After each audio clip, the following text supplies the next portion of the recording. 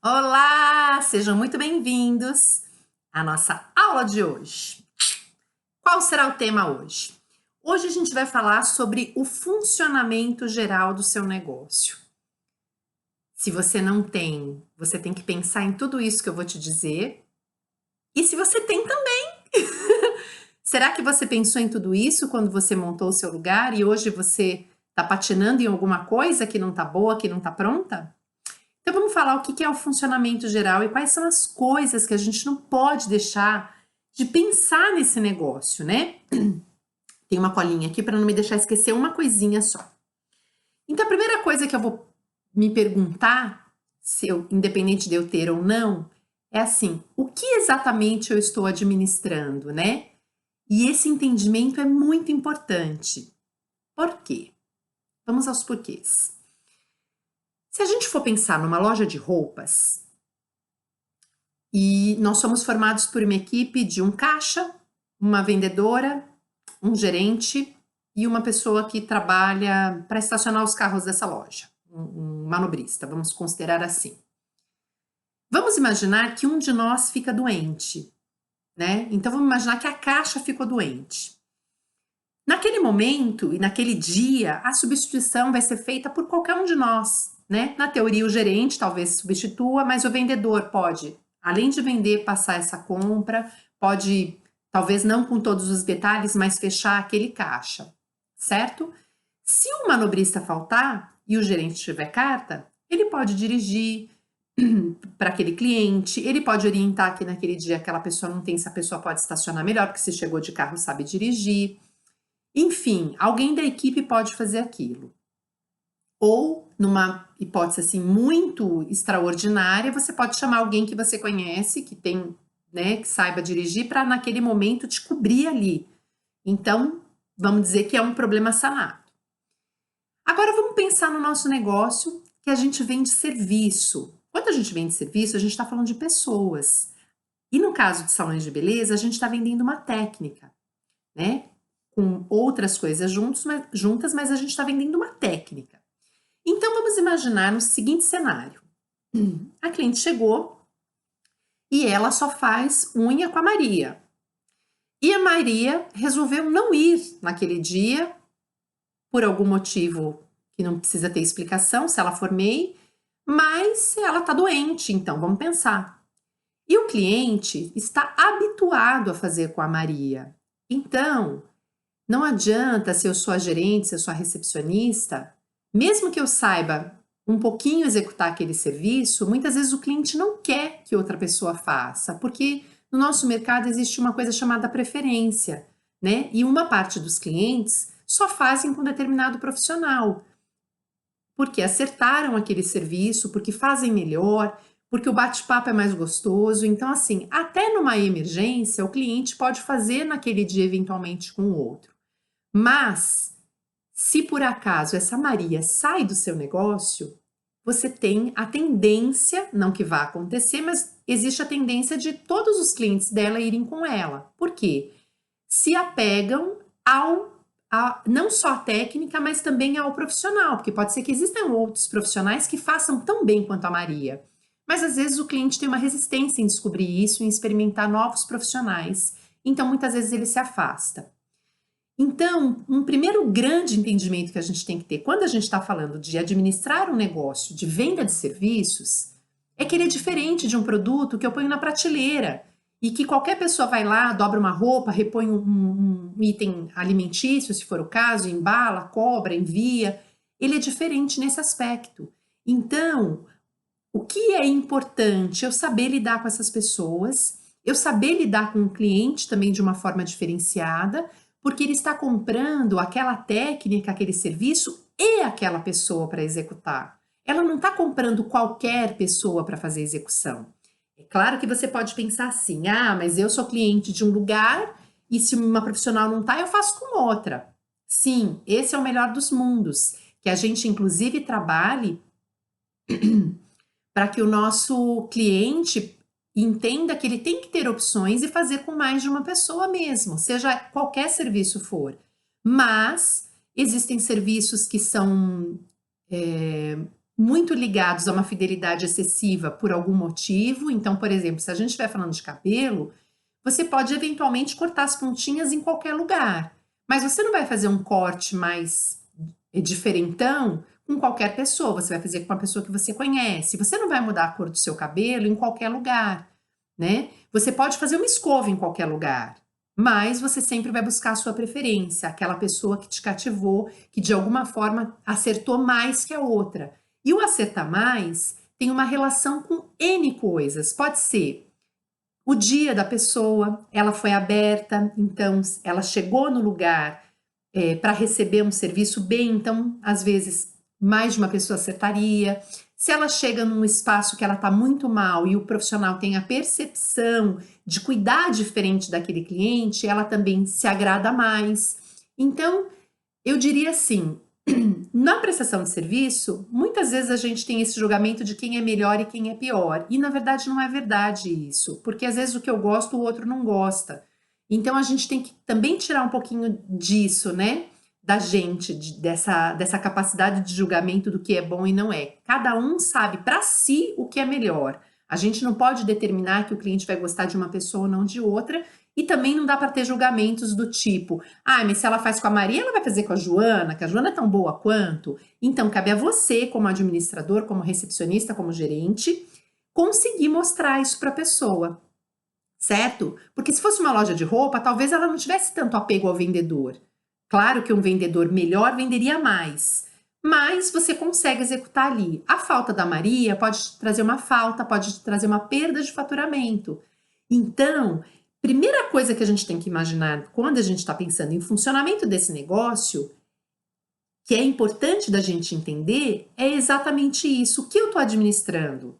Eu estou administrando pessoas, eu estou administrando egos, eu estou administrando orgulhos, eu estou administrando julgamentos, eu estou administrando o fato da pessoa não querer fazer uma nova experiência. Então, assim, olha como isso é um pouquinho, talvez um pouquinho mais difícil do que você ter um negócio onde qualquer pessoa substitua a outra. No nosso negócio, a gente não tem isso, não tem como uma pessoa substituir a outra e tá tudo certo. É claro que a gente tem que trabalhar para que, como eu falei, o cliente aceite outras pessoas, e se você tiver uma equipe bem treinada, uma boa equipe, isso é muito possível de acontecer, né? Mas a gente tem que pensar nisso e em como a gente vai, então, fazer para administrar essas pessoas para que, primeiro, não exista rotatividade no seu negócio. Mais para frente a gente vai ter um capítulo falando só de profissionais e a gente vai falar muito disso. Que mais? Montei o negócio, comprei pronto, né? Tanto faz aí o momento em que você tá. O que eu vou vender exatamente, né?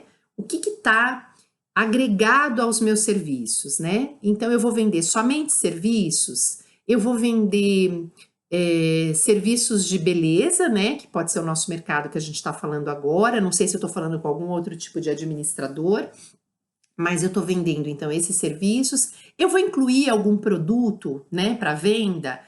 Quando eu tenho esse pensamento, eu tenho que pensar assim: o meu contrato me permite fazer venda de produtos? Eu tenho inscrição estadual, então eu tenho que consultar meu contador se eu quiser vender produtos. Se eu for vender só serviços, eu posso ser isento, né, da inscrição estadual. Então eu tenho que pensar no meu todo, no meu funcionamento, o que exatamente eu vou vender. Eu vou falar agora para você que não comprou um negócio pronto, que, né, que vai entrar no mercado. Pode até ser que ou você já está atuante, né? Muita gente quer começar esse negócio, não se contenta ou pode parecer pouco, né? E aí a gente vai falar bastante desse mercado que lida muito com o orgulho, com a coisa do glamour, em fazer 2, 3 serviços. Às vezes a pessoa que monta, ela quer montar assim, o hiper, big, ultra, pica das galáxias, salão de beleza. Só que daí tem um problema. Ela não sabe contratar para todos os serviços, ela não sabe administrar todos, ela gasta dinheiro investindo em coisas que depois ela pode nem usar, e eu vou dar um exemplo já disso. E aí, isso tudo às vezes está ligado ao orgulho que ela tem ou à capacidade que ela acha que precisa demonstrar para alguém. Então, às vezes, é muito melhor você fazer um negócio, feijão com arroz, que você saiba fazer. Faça isso bem feito. Não queira fazer 30 opções de serviço, você não conhece, você não sabe comprar do fornecedor, você não tem fornecedor para prestar aquele serviço bem feito, você não acha um bom profissional para aquilo, ou você tem dificuldade de achar por não conhecer. Então, vou dar um exemplo muito clássico que a gente vê muito em salão. Muitas vezes a pessoa monta e ela quer fazer o dia da noiva no salão. Só que talvez ela não tenha estudado direito o mercado ou esteja numa mídia errada, num veículo errado, e ela não consegue divulgar que ela tem aquele dia da noiva. Então, o que ela fez? Ela investiu numa sala que ficou impecável, ficou linda, ficou maravilhosa, antes de saber se aquilo ia ter saída para ela, né? E ter saída é assim, eu estou divulgando no lugar certo, a noiva sabe que tem esse serviço aqui, sabe, quer o meu serviço no meu bairro. Então a gente precisa se perguntar, porque senão a gente deixa o ego trabalhar para a gente. Então é aquela coisa do, eu sempre sonhei em ter uma sala de noiva, então eu vou fazer. Só que aquilo passa a ser um elefante branco dentro do seu negócio, porque não tem saída. Eu pego casos de salões de consultoria que a pessoa tem dentro do universo dela, ela faz 2 utilizações por mês da sala. E quanto custa para funcionar aquela sala? Tem um custo de funcionamento.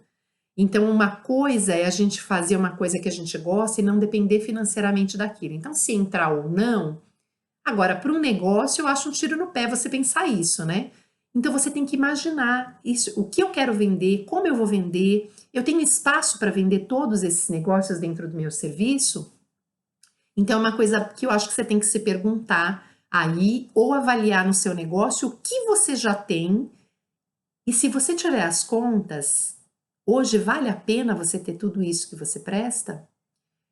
Às vezes a gente faz um estoque para um tipo de serviço que depois não tem saída, e aí você perde o produto, né? Às vezes, por mais que você insista, aquela região, aquela cliente não vê aquilo como um bom serviço, um bom negócio. Então, assim, vamos deixar um pouco o mercado dizer para a gente, né? O histórico contar. Será que esse serviço é tão importante de ter, né? Ou eu realmente não sei divulgar, então eu vou fazer tentativas melhores de divulgar, ou eu quero ter aquilo para o meu ego e aquilo não é vendável, aquilo não é comercial na região que eu tô, ou eu não sei fazer, enfim, N motivos. Então vamos pensar quais são os serviços que eu quero colocar ali e eu, junto com isso, vou pensar, eu sei contratar, meu profissional é bom, porque eu posso ter contratado uma pessoa que não é boa, que me enganou no momento em que fez o teste, ou que me contou 2, 3 coisinhas e eu acreditei. Uma coisa importante que eu quero dizer para vocês é que tem muitos profissionais que usam o tempo de estrada para dizer que sabem.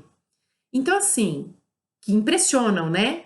Eu tenho 20 anos de experiência. Eu tenho que provar que eu tenho esses 20 anos com informações que comprovem o que eu estou falando, né? Então, às vezes, a pessoa que está avaliando, ela se deixa cair nesse eu tenho 20 anos de experiência. A pessoa pensa, bom, se tem 20 anos de experiência, ele sabe o que está falando, né?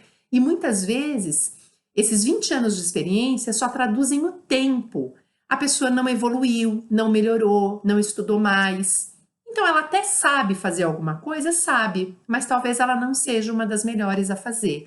Então, o tempo de serviço, o tempo de mercado, ele pode não significar muita coisa. Combinado? Vamos para o próximo item. Então, a gente já sabe o que a gente está vendendo e a gente está se perguntando quais serviços.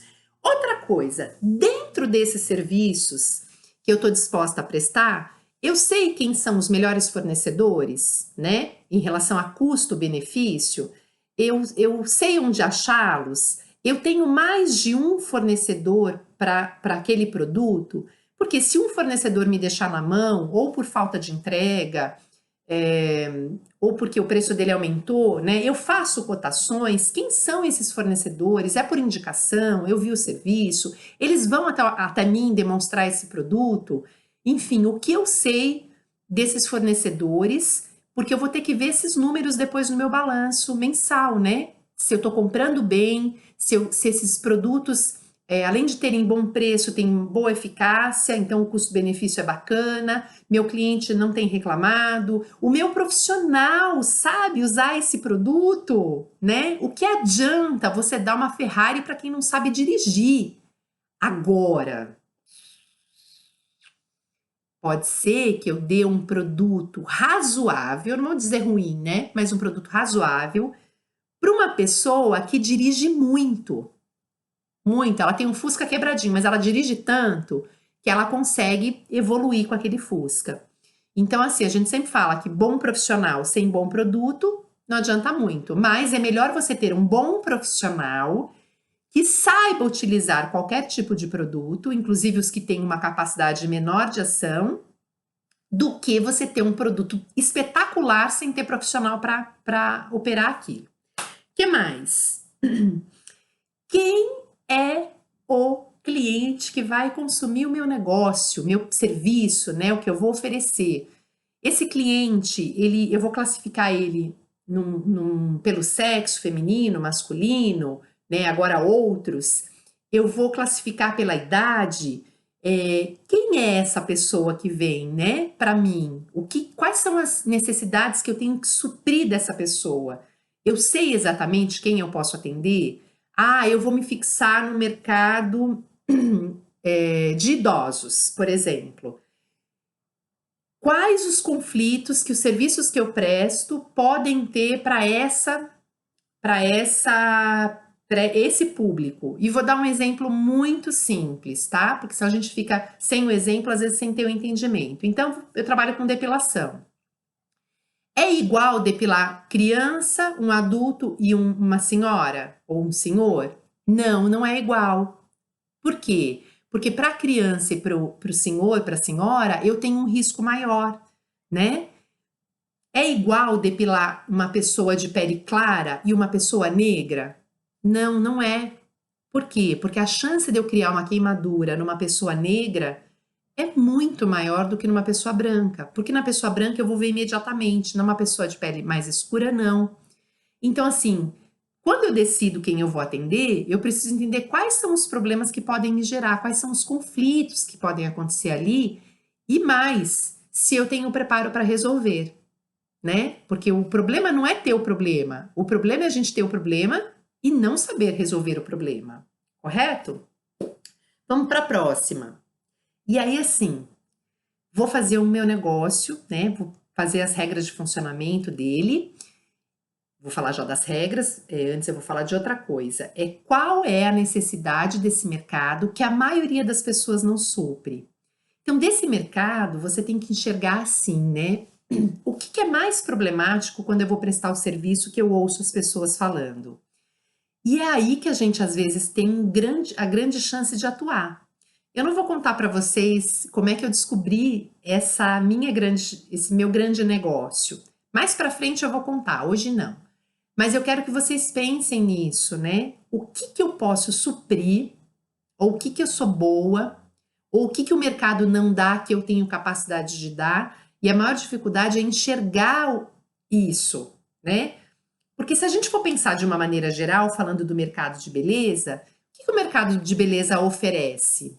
Ele oferece serviços de embelezamento para pessoas que querem melhorar a sua autoestima, né? O seu astral, enfim, ter uma beleza ressaltada, né? Então ele oferece isso, mas não oferece igual em todos os lugares.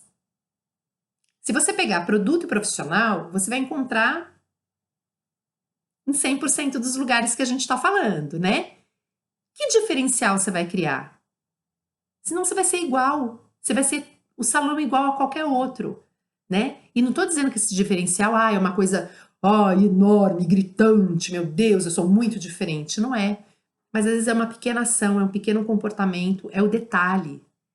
Então, qual é o detalhe em que você vai chamar atenção e que vai fazer com que o seu negócio se diferencie dos demais? Porque a gente já sabe. Eu vou falar marcas aqui, mas produtos de cabelo, qualquer dono, proprietário, administrador ou profissional do mercado da beleza compra. Hoje até cliente compra, então não tem mais isso, né? Você quer falar de uma linha de esmaltes, qualquer pessoa tem acesso. Ah, mas aquela profissional, ok, aquela profissional faz melhor. Mas igual a ela, todo salão tem uma. Então pensa, qual é o seu diferencial? Aonde você pode atacar, né? Como é que o cliente pode te perceber diferente do vizinho? Ah, eu vou aqui, não vou ali por causa disso. Então, pense no seu negócio, que eu não sei qual é o seu negócio e não te conheço, mas você deve ter alguma coisa que você pode aproveitar de diferente, todos nós temos. Ou alguma coisa que você pescou diferente dos outros no mercado, tá bom? Próxima coisa que eu queria que vocês pensassem quando vocês pensarem nesse funcionamento é em sociedade. Você pensou em ter um sócio? Você deseja ter um sócio? Muita gente, no momento em que pensa no funcionamento do negócio, não põe um sócio. Principalmente quando vai fazer a montagem, vou montar sozinho, ou vou montar. Meu marido vai ser um sócio não atuante. Ou às vezes até vem duas amigas que trabalharam juntas e aí resolvem sair dos trabalhos e montar um negócio junto, né? E o que, que a gente tem que pensar na sociedade? Muita gente pensa na sociedade na divisão de lucros. Sociedade não é divisão de lucros somente, é, é divisão de problemas, de expectativas, de como nós vamos resolver tal situação, né? Quem faz melhor uma coisa do que outra? Quando você tem uma pessoa só administrando, é o que ela decidir. Quando você tem um sócio, você tem uma chance muito maior de acertar, porque você tem com quem trocar. E a outra pessoa pode ser um complemento de uma falha não, mas de uma falta que você tenha. Então, às vezes, numa sociedade, um é mais comunicativo, o outro é mais fechado. Então, um pode ficar na linha de frente, um pode ficar no escritório, né? Então, pense assim: será que eu vou ter uma sociedade? Será que eu não vou ter? Como é que vai funcionar esse negócio?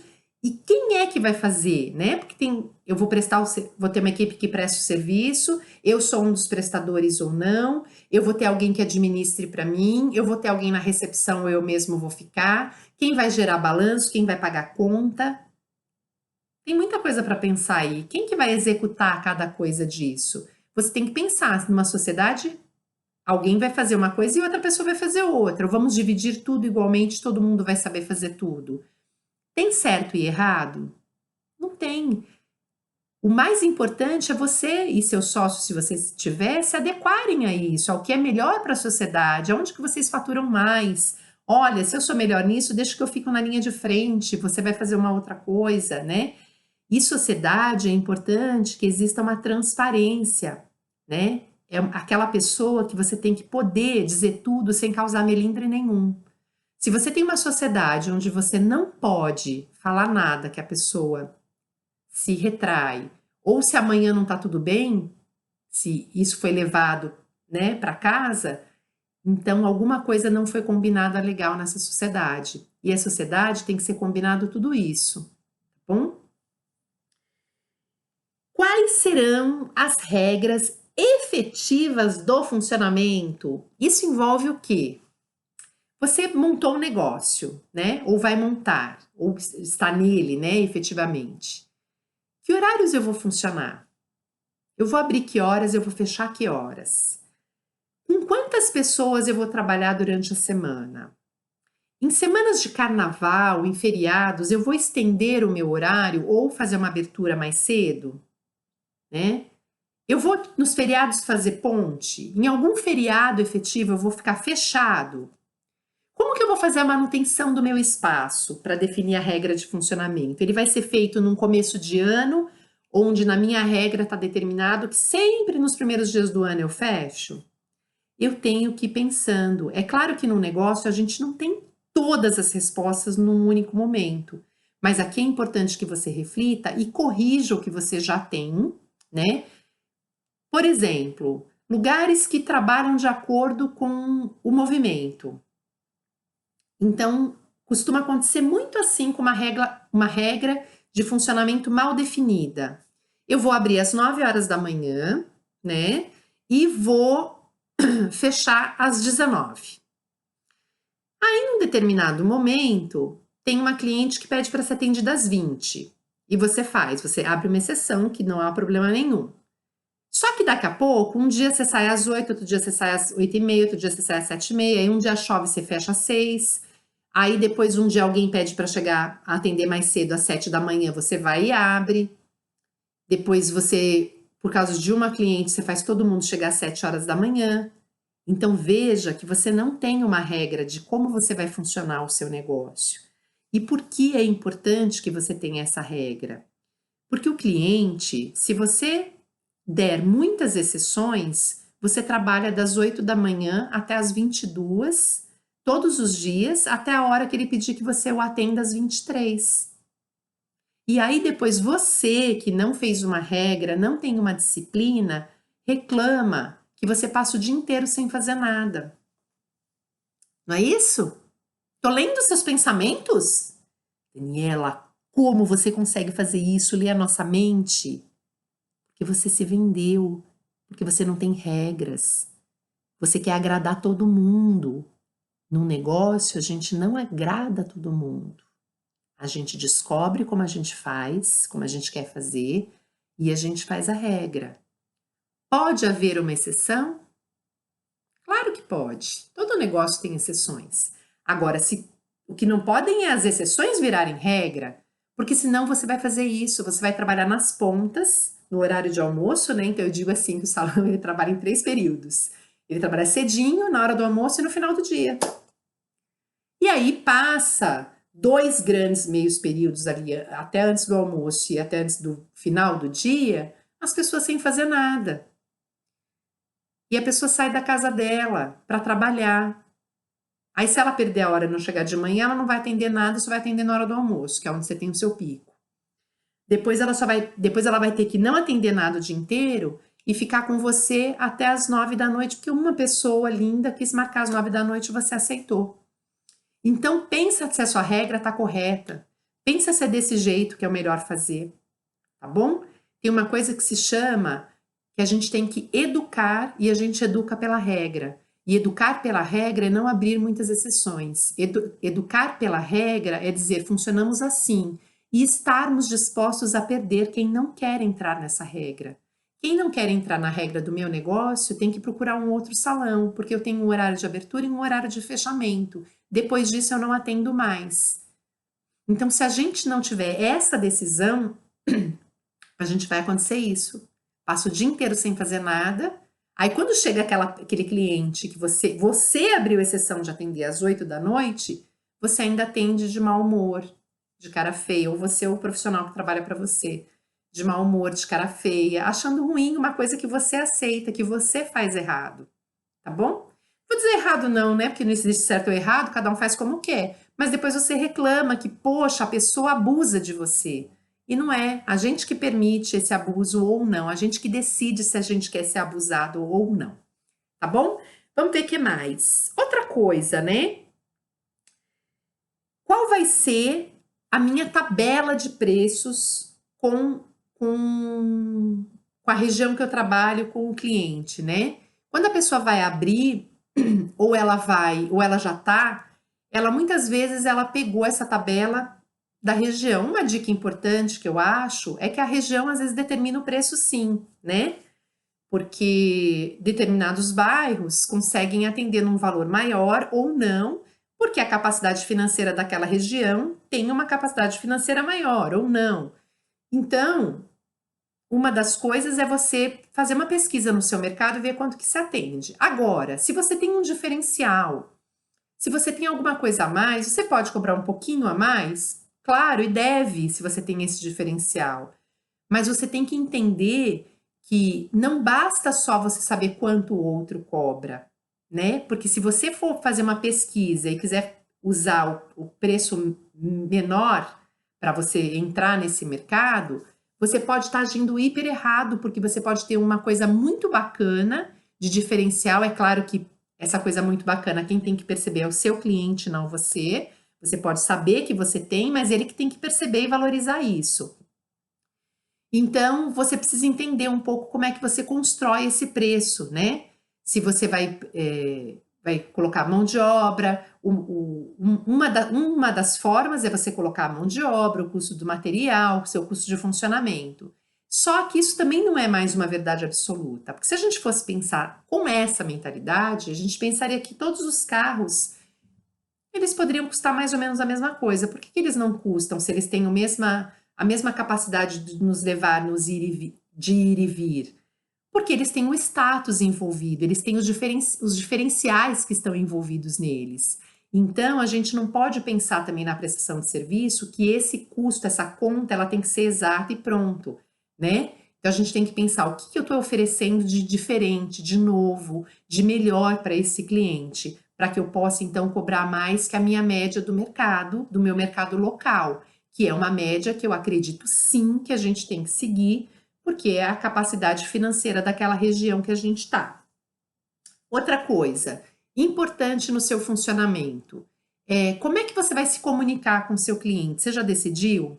Né? Quando eu falo a comunicação, é a comunicação escrita, é a comunicação digital, é a comunicação das redes que a gente tem hoje, é a comunicação física dentro do local, né? Existem comunicações que são obrigatórias. Vou dar um exemplo aqui, quando a gente falar de legislação, eu vou falar de novo. Mas, por exemplo, para cada pia, você tem que ter o uso correto da lavagem das mãos.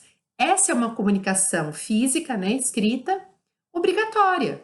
Você tem que ter, não pode não ter, você tem que ter sinalizado todas as saídas de emergência do local. Então, são comunicações que você tem com o seu cliente que são obrigatórias. Mas e as não obrigatórias? Como é que você vai dispor? Você vai ter tabela de preços? De que forma? Exposta em cada sala ou não? As suas promoções você vai divulgar através do quê? De um banner gigante, só eletronicamente, através de Facebook, através de WhatsApp? Enfim, você precisa definir também como serão as suas comunicações. Outra coisa muito, muito, muito importante. Lembrei uma coisa importante da comunicação. Às vezes acontece assim também. A gente tem uma comunicação escrita, né? Então, por exemplo, vou dar um exemplo de uma sala de depilação. Então, eu tenho lá quais são os conflitos que a pessoa vai encontrar quando ela faz a depilação, né? Ou as proibições. Então, por exemplo, se você fez a depilação hoje, por favor, não tome sol nas próximas 48 horas. O que muita gente não respeita. E o que vai acontecer com as comunicações físicas é que a pessoa vai ver aquilo tá lá um ano inteiro. Vai ter gente que vai falar, eu nunca tinha visto. Você põe um banner 5x5 na parede, vai ter gente que nunca percebeu que aquele banner existe, né? Então, importante que essa comunicação, ou todas as outras, a gente também faça uma troca meio que constante disso, porque as pessoas passam a não enxergar mais. Talvez as pessoas novas que entrem no nosso espaço, elas vejam, né? Ou tenham uma capacidade maior de ver. As pessoas que vão lá toda semana, se você não trocar às vezes uma cor, um tipo de letra, mudar o lugar da comunicação, a pessoa ela vai falar, eu não sabia. Eu passo aqui e eu nunca vi isso escrito, tá? Então é importante ressaltar isso da parte de comunicação. Outra coisa para que a gente fale do funcionamento com relação à escala. Escala que eu falo é escala de trabalho de profissionais mesmo. Então a gente vai ter uma equipe, você vai ter uma equipe de cabeleireiros, de manicures, de depiladoras, de maquiadores, né, de dia da noiva, eu não sei como é que você vai estruturar isso. E você necessariamente precisa de todas aquelas pessoas todos os dias? Não. Como é que a gente monta uma escala muito sadia? A gente monta uma escala muito sadia, se a gente já tem um histórico, então eu já sei quantas pessoas eu atendo por semana, ou naquele dia específico. Às segundas eu atendo 4, às terças eu atendo 3, às quintas eu atendo 2. Se eu já tenho um histórico e tenho a média, certo? Eu vou trabalhar em cima da média que eu já tenho. Se eu faço uma divulgação para aumentar a média, eu tenho que ter alguém na manga para pôr a mais naquele dia que eu fiz uma divulgação. Então a minha escala, ela tem que trabalhar de acordo com o que eu ou já faço, e se eu estou começando e eu não sei, eu vou pôr uma escala mínima. E eu vou começar a gerenciar se eu estou dispensando pessoas em determinados horários ou em determinados dias. E aí eu vou acrescer ou não pessoas naquela escala. Se eu já tenho um local em funcionamento e eu sei, por exemplo, eu vou dar um exemplo muito clássico que acontece com muita frequência. Os salões decidiram, né, no horário lá de funcionamento, que além de funcionar das 8 da manhã às 8 da noite, vão abrir de terça a sábado, vão ficar fechados a segunda-feira. Ótimo, escolheram ficar fechado a segunda. E aí na terça-feira, colocam a equipe inteirinha para trabalhar. Só que não tem movimento para essa equipe inteira. Então, o que essa pessoa está fazendo lá? Para que você pede para que esse profissional vá até lá? Ah, porque o profissional é autônomo, então ele escolheu que ele vai trabalhar na terça. Ok, ele é autônomo. E você gerencia a escala. Você tem que dizer para ele: eu não tenho a terça-feira disponível para trabalho. Eu tenho para trabalho de quarta em diante. Ou eu tenho a segunda, a quinta, a sexta e o sábado. Certo? Nas próximas aulas, a gente vai falar de um tema sobre isso especificamente, mas aqui, como a gente está falando das regras de funcionamento, é uma coisa a se pensar. Se sua escala está bem feita. Se sua escala estiver mal feita, sabe o que está acontecendo? Você está gastando mais papel higiênico, você está gastando mais folha dupla de secagem das mãos, você está gastando mais café. E o pior, você está fazendo pessoas que não têm o que fazer ficarem pensando bobagem, ficarem pensando formas de sabotar o negócio. Muito profissional faz isso, ele não tem o que fazer, em vez dele produzir, dele estudar, ele está falando mal do negócio, ele está reclamando, né? Quantos profissionais a gente não conhece que ao invés de se melhorarem com o tempo que tem, pioram a si e querem influenciar os outros e conseguem. Quantos donos de negócio vão para os seus negócios e não trabalham? E passam o dia fazendo cabelo, unha, mas não executam o que está para ser executado. Então, uma escala mal feita com gente que não precisa estar no local no dia é um tiro no pé, é gastar mais, é fazer o seu balanço no final do mês te custar mais o custo de funcionamento ali. Então, né, são mais copos utilizados, são mais banheiros utilizados, mais descargas dadas. E é o que fora, o que eu tô te dizendo é fora o que você não vê, que não tá no papel, que é a cabeça produzindo coisa ruim. É a pessoa pensando: tem um tanque de roupa suja lá em casa para lavar, o que essa louca me faz pedir para vir na terça-feira? Ela é louca? Agora, a pessoa tá pensando errado? Não, ela tá pensando certo. Você que não está escalonando direito sua equipe, seus profissionais. Ela tá pensando, hoje eu podia ter ficado com a minha filha, podia ter dormido até mais tarde. São 3 horas da tarde e não atendi ninguém. Então, uma escala mal feita é ruim para todo mundo. Pensa nisso, olha para a tua escala hoje, vê os seus números de atendimentos médios e me diz, precisa estar todo mundo lá? Faça esse exercício hoje. Próxima coisa. Ai, aqui é um retorno ao meu querido banco que me acolheu, que eu trabalhei, que eu amo de paixão e que eu vou ser sempre muito grata a tudo que eu aprendi lá dentro. O que eu chamo, que a gente usa muito em banco, de TMA. Tempo médio de atendimento. O que é o tempo médio de atendimento? É quanto eu demoro para executar cada serviço. Simples assim. Dani, me conta uma coisa, mas os serviços têm que ter um tempo médio de atendimento? Sim, senão eu não faço cálculo de produtividade, que a gente vai falar num outro momento. O que é ter esse tempo médio de atendimento? Quanto tempo eu demoro para fazer uma unha simples? Demoro X. Quanto tempo eu demoro para fazer uma unha francesinha? Y. Quanto tempo eu demoro para fazer uma escova em cabelos curtos, em cabelos médios e em cabelos longos? Quanto tempo eu demoro em fazer uma escova em cabelos curtos, mas com uma densidade maior? Enfim, eu preciso ter um tempo médio que eu estabeleça e que eu possa seguir. Ah, mas tem algum serviço que não dá. Claro, por isso chama-se tempo médio, né? Dependendo do profissional ou da pessoa, eu não vou conseguir executar, mas em média, todas as unhas que entrarem, todos os serviços de manicure eu consigo fazer em meia hora. Quando eu não consigo, quais são as exceções? Pode ser que seja um profissional que realmente não consiga executar por algum motivo específico. Pode ser que aquele cliente específico eu tenha uma unha com um pouco mais de cutícula ou a pessoa é mais exigente, mas em média, em média, as pessoas são atendidas em meia hora. Todas as escovas, qual é o tempo médio? Ah, em média, uma escova demora de 30 a 40 minutos. Então, vamos estipular que seja 40? Esse é o tempo médio. Quanto demora para fazer uma depilação facial? Ah, em média, demora-se 15 minutos. Eu preciso dos tempos médios, porque depois a gente vai aprender que eu tenho que calcular a produtividade do meu negócio. Se eu não sei qual é o tempo médio dos serviços que eu presto, como é que eu vou calcular se eu preciso de outro profissional?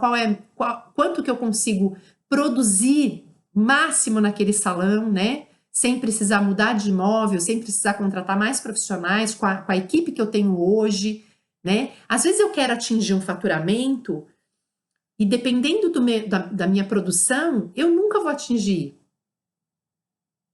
Entende isso? Às vezes o seu sonho é falar, eu vou chegar em 100 mil de faturamento. Mas com o tempo médio que você faz versus a quantidade de profissionais que você tem e o seu preço, pode ser que você nunca chegue. Para isso, você tem que estar num imóvel maior, você tem que ter um outro preço ou algumas outras variáveis. Então, é importante você saber qual é o tempo médio de cada serviço e a equipe tem que cumprir, é um sistema de produção mesmo. Mais para frente a gente vai detalhar mais isso, mas é importante que você já tenha esse primeiro insight na sua cabeça. Tá bom? Outra coisa importante, quais são as formas de pagamento que você determinou para o seu negócio?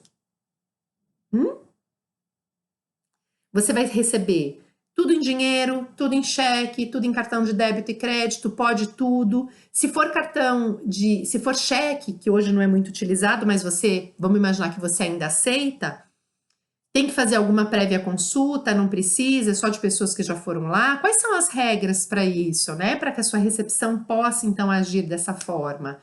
Eu aceito crédito parcelado, não vou aceitar. Não aceito crédito, só aceito débito. Vou dar fazer um parênteses aqui para vocês, né? Eu tenho um salão há 20 anos e acredito que 2 anos só que eu aceito crédito. A gente passou 18 anos da nossa trajetória não trabalhando com cartão de crédito, somente débito, porque até então as taxas eram muito altas e o recebimento muito depois, né?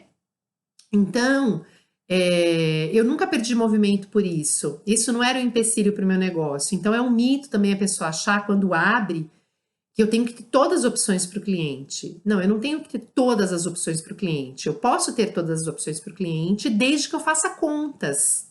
Porque o problema não é ter todas as opções para o cliente. Isso é sadio ter esse pensamento. O problema é que as pessoas querem dar tudo para o cliente sem fazer a conta de se vale, né? Então é aquele salão que serve champanhe e não computa o preço, né? Então, assim, tudo que você dá, e para quem trabalha com negócio, sabe que nada é dado, né? Se você está pensando que você dá alguma coisa, você já está pensando errado. As coisas são cobradas, estão embutidas dentro daquele valor, né? Então, assim, eu vou dar balinha para o meu cliente. Como eu sou bom, eu vou deixar no balcão, chocolatinho, balinha, ele pode usar o que ele quiser. Não, não pode. Não pode, não deve, e você não deve fazer isso, certo? Por quê? A não ser que esteja dentro da minha conta, cada pessoa pode pegar 5 balas e não vai ter problema nenhum, desde que o ticket médio seja de tanto. Se você não souber essa conta, você está agindo errado. Você quer agradar o quê? Agrade, então, tendo o melhor serviço da região, né? Sendo o mais rápido, tendo o horário disponível para o seu cliente, atendendo feliz e não de cara feia. Então, se você não sabe fazer conta, cuidado em se arriscar, em dar bala, chocolate, em comprar bolo para todo mundo comer naquele meio de tarde, porque você naquele dia está com vontade de comer bolo, aí entra um pouquinho mais de dinheiro do seu caixa, que você não deve pegar do caixa para fazer isso, essa gracinha, mas você pegou porque você quer agradar sua clientela que está ali. Então, ai, pessoal, hoje à tarde vai ter bolo. Só que você não põe na sua conta. Depois, quando você vai ver o balanço, quer dizer, você não deve ter feito esse balanço, mas se eu fosse fazer o seu balanço, a gente podia descobrir que você gasta uma fortuna em bolo e que isso não te gera um faturamento maior. Então, ter o bolo ou não ter o bolo, eu faturaria a mesma coisa? Então, se você não conhece seu negócio a esse ponto, não faça isso. Pense muito nisso antes de fazer. Faça sua conta. E agora, duas últimas coisas para a gente encerrar o papo de hoje. Você já pensou na contratação da sua equipe fixa? Como é que você vai atrair o seu profissional? Ele vai ser MEI, né? Hoje a lei está aprovada, então muito provavelmente ele vai ser MEI. Como é que você vai atrair esse profissional para o seu negócio? Como é que você vai conduzir um teste com ele? Né? Aonde você vai divulgar que você quer esse profissional? É jornal, é indicação, é através de placa no seu salão? Como é que você está montando, já que você está montando esse negócio, como é que você está pensando nisso? Ou, se você já tem o negócio, como é que você vai atrair os próximos, né? Como é que você vai contratar uma boa recepcionista, um bom gerente? Se é que você vai ter.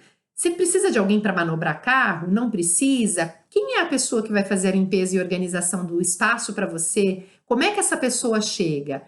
Pensa, então, para desenvolver todas essas reflexões, tá?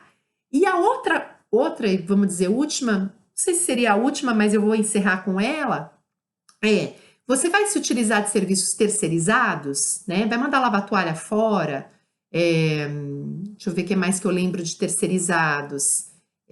Vai contratar a limpeza de uma empresa de limpeza, não vai ser sua própria?